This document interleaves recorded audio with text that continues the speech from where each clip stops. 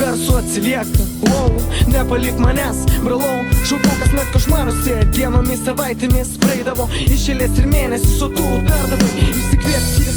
Užtrenkęs durimis ir vėl išbėgi, o galių žiedais iš metų į metus vis varvės lietus, lyg dardamas viruodamais pečiais su nežinia. Nes dabar pasakos apie tai tik meną, ir tenais, kur matais tu nematys net tūkstantis akių, nors ir netariai palieku. Išėjai baltomis rožėmis išklotų takų, ten, kur platus horizontai, ten, kur nebūna priešingų frontų, ten, kur susirinkę visi, bet tikrai neužmiršti.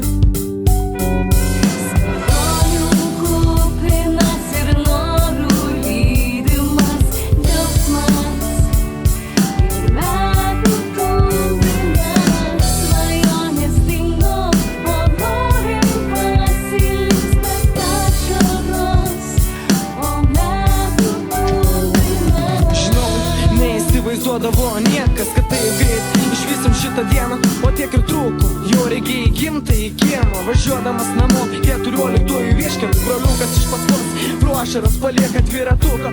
Merkė šaukia ir nesupranta, kas prieš keletą akimirksnių įvyko. Atbėga tėveliai, pradavo į gyvenimo išmindžiotą takelį, paima ant rankų dar kvėpuojantį konelį, vos už minutę drebančių balsų. Mamytė, mamytė, įneštas į greitosios medicinos automobilį ir dideliu greičiu įtelšiu ligoninės operacinę. Kelyje šeima tyli, jaudina, supranta, meldžiasi, jau už tai dreba laukiamajame su nerimu. Po krūtinė ateina lyg teisėjas, kuris pasakys jis nuosprendį. Darė daktaras, jo nebėra. Darė daktaras, jo nebėra.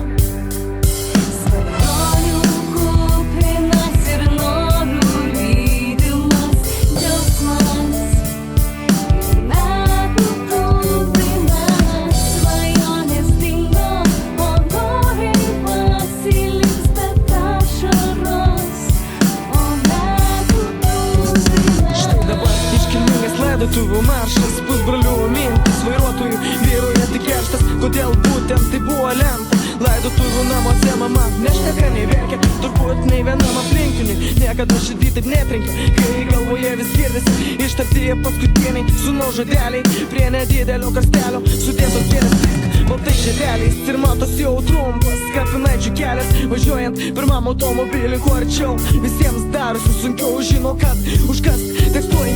Ne, čia net ar ne, nepasimirš viskas rytoj. Keletą šimtų giminaičių ir miestelėnų kapinaitėse ant mažyčio paminklėlio vaikučio vardas, sukalbamos maldos ir užkastas. Sukalbamos maldos ir užkastas. Ir užkastas jo karstas.